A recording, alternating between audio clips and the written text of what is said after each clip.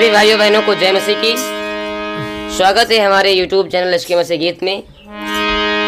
और आइए आज हम बड़ी ही प्रासंगिक और बड़ी ही सुंदर आप सभी लोगों के समक्ष कहानी लेकर के आए हैं, जिसका नाम है मनुष्य की उत्पत्ति। कि किस प्रकार से परमेश्वर ने मनुष्य को रचा, मनुष्य को बनाया। उसने आकाश और पृथ्वी को बनाया, हर चीज को बनाया और उसके बाद में मनुष्य को बनाया। तो किस प्रकार से परमेश्वर ने मनुष्य को रचा और मनुष्य को बनाया, तो इस कहानी के माध्यम से आप लोगों को हम सुनाएंगे और गायकी के माध्यम से आप लोग सुने और वचनों के माध्यम से भी सुने। और खुदा बाप आपको बहुत बहुत आशीष दे। और इस कहानी को सुनकर आप लोग हर एक मसीह भाई बहन के पास शेयर जरूर करें, ताकि और लोग भी जान पाएं और प्रभु की महिमा गाने पाएं। तो आइए शुरू करते हैं।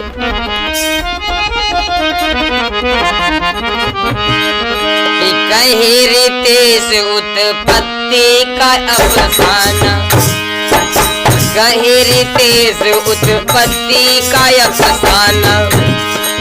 जन्मा मनुष्य कैसे सुनो भाई धरे ध्याना, जन्मा मनुष्य कैसे सुनो भाई धरे ध्याना।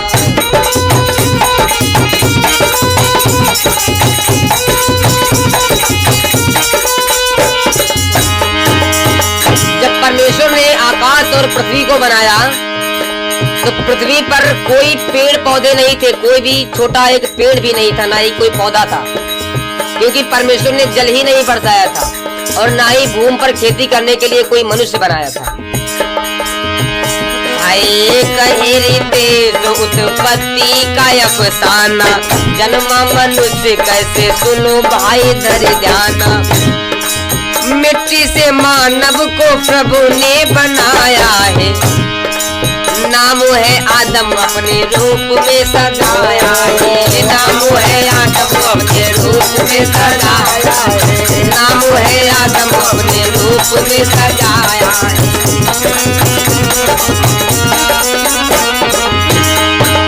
तब परमेश्वर ने क्या किया, मनुष्य को मिट्टी से रचा और उसका नाम आदम रखा। नाम है आदम अपने रूप में सजाया है और जीवन का श्वास उसने आदम में फूका है। जीवित आदम को अदन वाटिका में रखा है, जीवित आदम को अदन वाटिका में रखा है, जीवित आदम को अदन वाटिका में रखा है।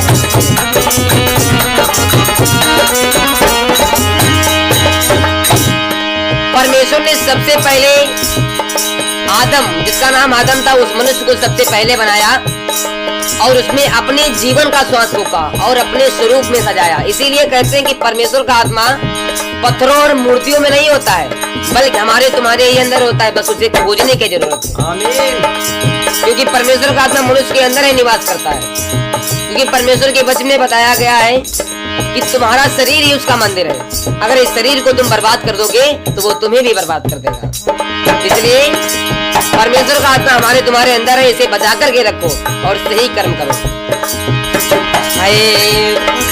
जीवन का श्वास उसने आदम में फूका है, जीवित आदम को अदन वाटिका में रखा है, जीवित आदम को अदन वाटिका में रखा है।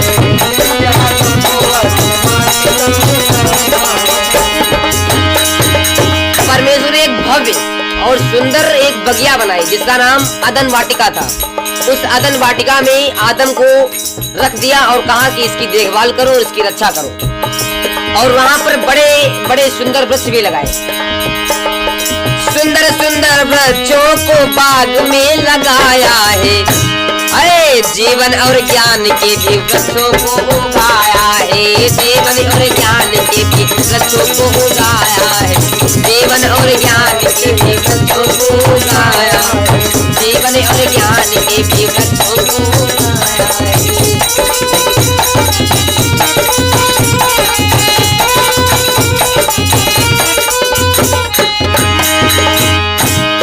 परमेश्वर ने उस अदन की वाटिका में बहुत ही बड़े बड़े और बहुत ही सुंदर वृक्षों को लगाया और उसके साथ में अदन की वाटिका के बीच में एक जीवन और ज्ञान का वृक्ष उसे भी लगाया और बताया,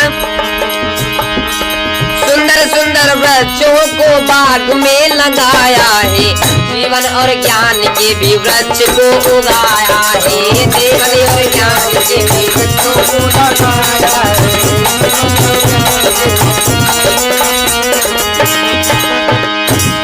और वाटिका में पेड़ों को सींचने के लिए एक महान नदी भी परमेश्वर ने बनाई थी, जो 4 धाराओं में बटी थी।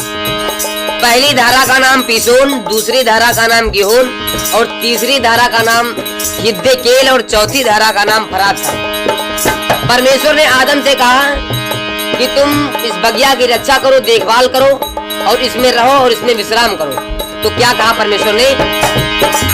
आदम से रब ने कहा बगिया में काम करो, आदम से रब ने कहा बगिया में काम करो, बगिया की रक्षा करो, इसमें विश्राम करो, बगिया की रक्षा करो, इसमें विश्राम करो, बगिया की रक्षा करो, इसमें विश्राम करो, बगिया की रक्षा करो।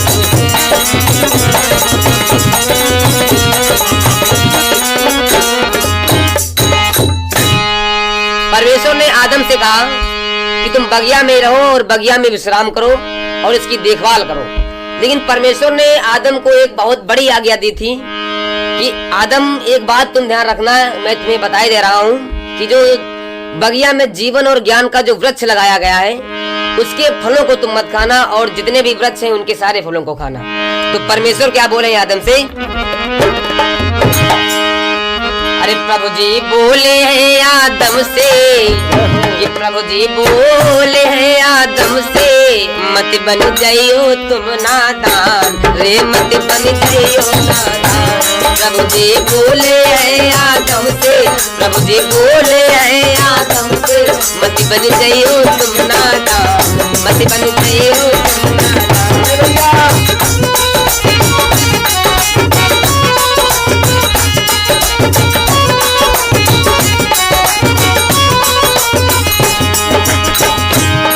आज्ञा मेरी मानोगे, जब आज्ञा मेरी मानोगे, सब होगा तुम्हारा कल्याण, सब होगा तुम्हारा कल्याण।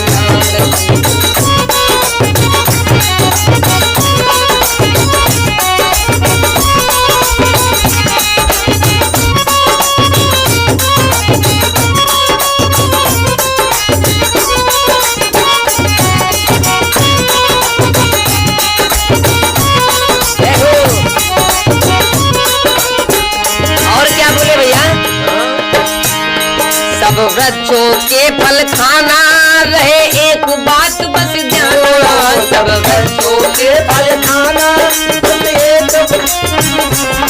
सब वृक्षों के फल खाना रहे, एक बात बस ध्याना, सब वृक्षों के फल खाना रहे, एक बात बस ध्याना। पर ज्ञान के वृक्ष के फल को कहने लगे, हाय पर ज्ञान के वृक्ष के फल का मत करना तुम जलपान रे, मत करना तुम जलपान। पर ज्ञान के वृक्ष के फल का मत करना तुम जलपान रे, मत करना तुम जलपान। प्रभु जी बोले हैं आदम से, मत बन जाइयो तुम नादान, मत बन जाइयो तुम नादान।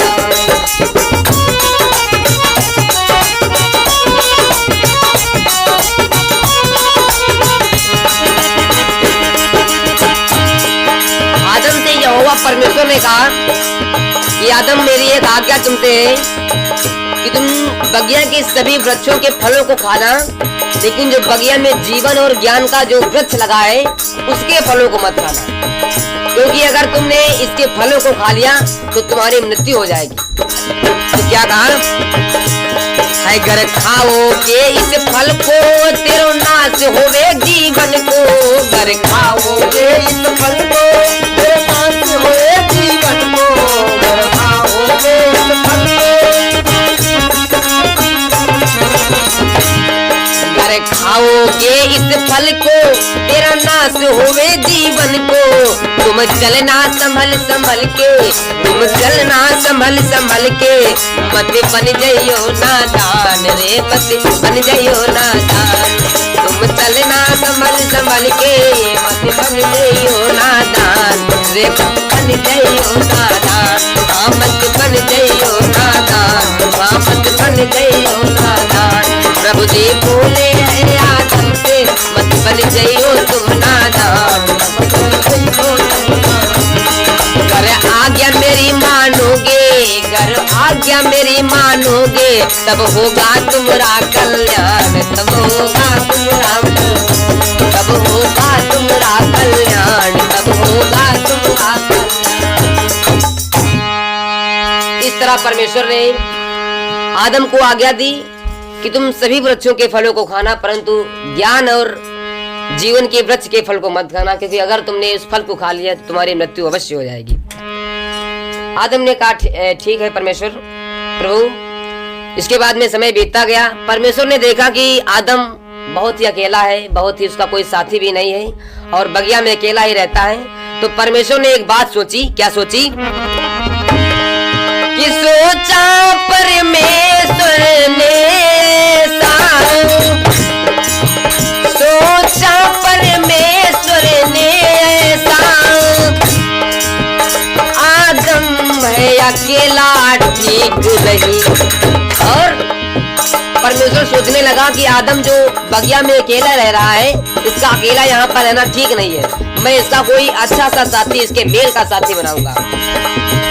सोचा परमेश्वर ने ऐसा, आदम है अकेला ठीक नहीं, मैं मेल का साथी बनाऊंगा, मैं मेल का साथी बनाऊंगा, वह साथी को मेला ठीक नहीं।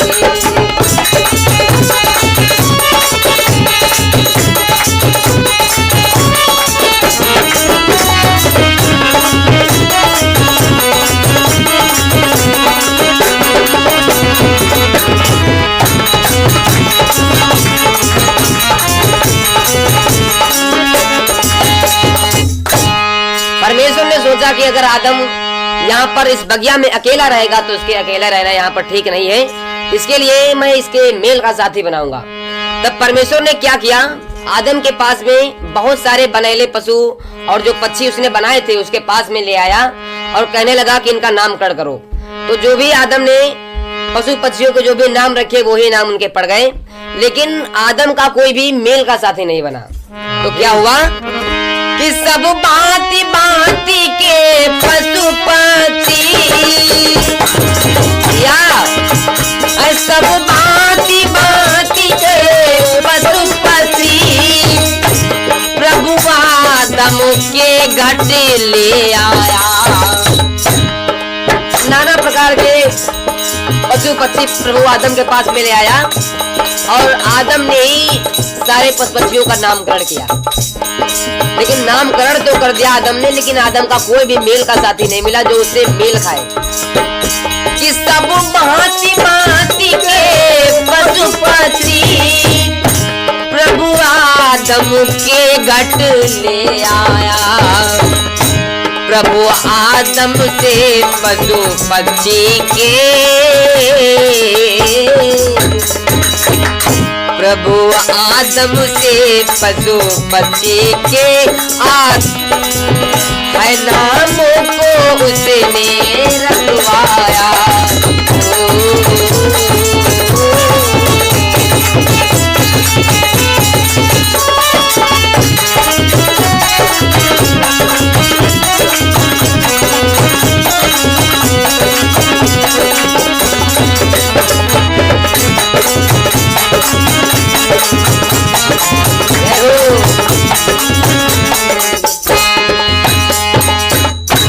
तो आज क्या हुआ कि आदम जो था, आदम के पास में परमेश्वर ने नाना प्रकार के पशु पक्षी बनेले पशु उसके पास में लाए और आदम ने उसका नामकरण किया, लेकिन उसके मेल का साथी जो उसके साथ में रह सके कोई भी नहीं आया।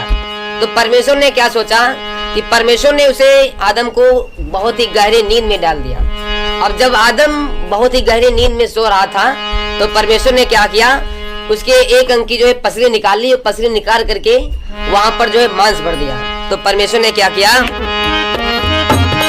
अरे दिनों गहरी नींद में डाले, हाँ डाले आदम को परमेश्वर ने, दियो गहरी नींद में आदम को परमेश्वर ने।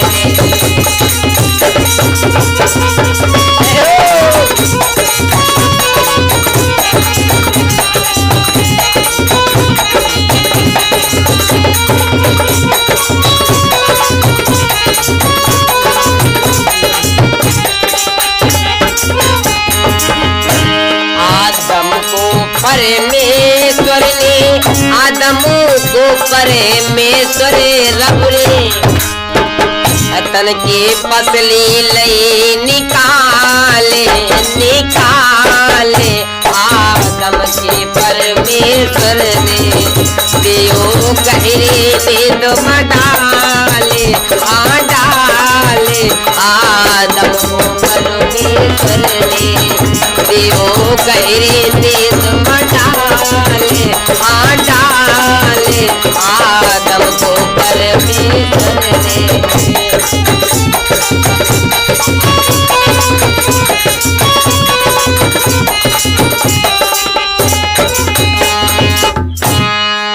उसी वक्त परमेश्वर ने क्या किया कि आदम की एक पसली निकाल करके और उसकी जगह मांस भर दिया। अब उस परमेश्वर ने पसली का क्या किया कि अरे पसली से दही बनाए परमेश्वर ने सुंदर नारी। अरे पसली से दही बनाए परमेश्वर ने सुंदर नारी।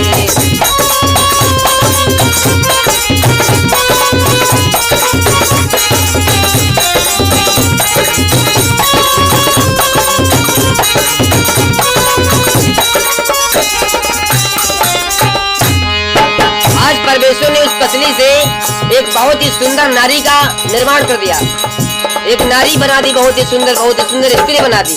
हालेलुया।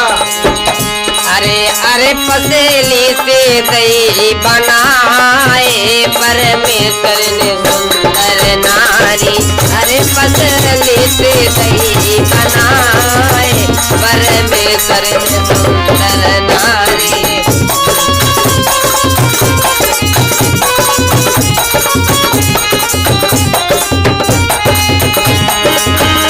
परमेश्वर ने सुंदर नारी परमेश्वर ने सुंदर नारी परमेश्वर ने सुंदर नारी परमेश्वर ने सुंदर नारी।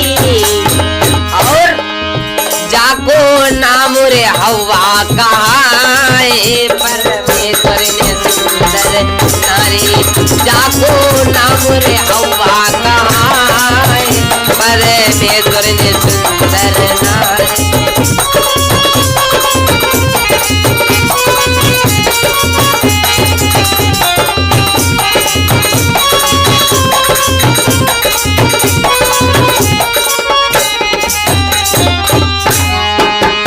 परमेश्वर ने उस स्त्री का नाम, उस स्त्री को आदम के पास परमेश्वर ले गया और उसका नाम हव्वा रखा गया, जिसको आप लोग आदम और हव्वा के नाम से जानते हैं।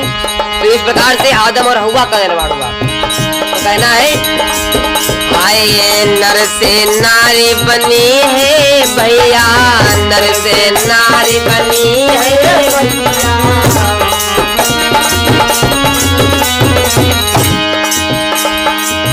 स्त्री को नारी क्यों कहा जाता है?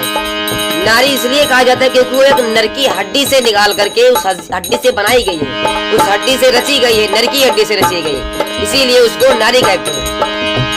कि नर से नारी बनी है भैया, नर की हड्डी से सजी है भैया, यही कारण नारी कहलाए परमेश्वर ने सुंदर नारी। अरे पसली से दही बनाए परमेश्वर ने सुंदर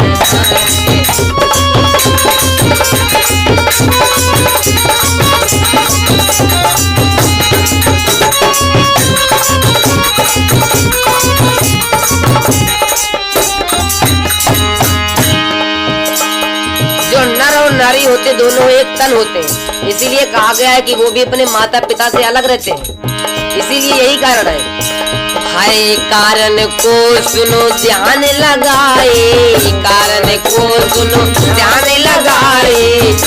अरे मात पिता से सब दूर हो जाए, मात पिता से।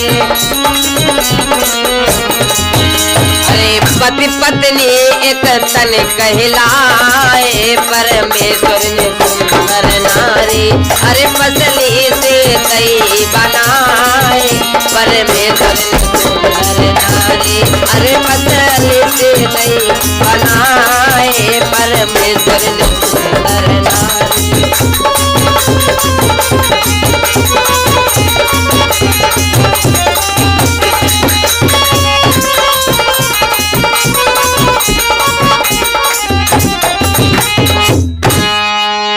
प्रकार से परमेश्वर ने हव्वा का निर्माण किया और हव्वा का निर्माण जो है आदम की पसली निकाल करके उस पसली से हव्वा का निर्माण कर दिया। तो ये थी आदम और हव्वा की कहानी। इस प्रकार से परमेश्वर ने मनुष्य की उत्पत्ति की। तो कहना है कि आदम और हव्वा की कहानी सुनाई है, आदम और हव्वा की कहानी सुनाई है। कैसे ये जन्मे जुबानी बताए है, कैसे ये जन्मे जुबानी बताए है।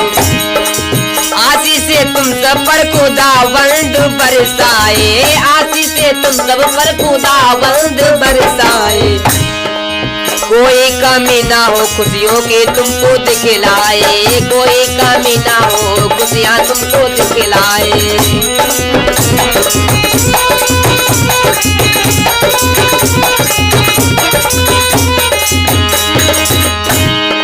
जैसा कहा है प्रभु वैसा ही हो जाए, जैसा कहा है प्रभु वैसा ही हो जाए। यीशु के नाम में मैं मांगता हूँ दुआएं, यीशु के नाम में मैं मांगता हूँ दुआएं, यीशु के नाम में मैं मांगता हूँ दुआएं, यीशु के नाम में मैं मांगता हूँ दुआएं।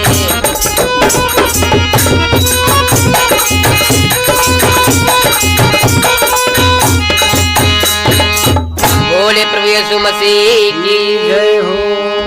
और आप लोगों से एक निवेदन है कि अगर आप लोगों ने इस वीडियो को ज्यादा से ज्यादा लाइक, ज्यादा से ज्यादा सब्सक्राइब और लाइक किया और सपोर्ट किया तो इसका हम दूसरा पार्ट भी लेकर के आएंगे कि किस प्रकार से मनुष्य स्वर्ग से धरती पर आ गया, किस प्रकार से पापी हो गया। तो उसका वर्णन हम दूसरे पार्ट में लेकर के आएंगे। ये उत्पत्ति अध्याय का 2 उसके 4 से 25 वचन तक पूरा सार था, जिसको हमने गायकी के माध्यम से आप लोगों के सामने प्रस्तुत किया। अब उसका अध्याय 3 जिसमें बाइबल में बताया गया कि मनुष्य कैसे पापी हुआ, उसका वर्णन गायकी के माध्यम से हम दूसरे पार्ट में लेकर के आएंगे। अगर आप लोग इसका ज्यादा सपोर्ट करते हैं तो उसको भी लेकर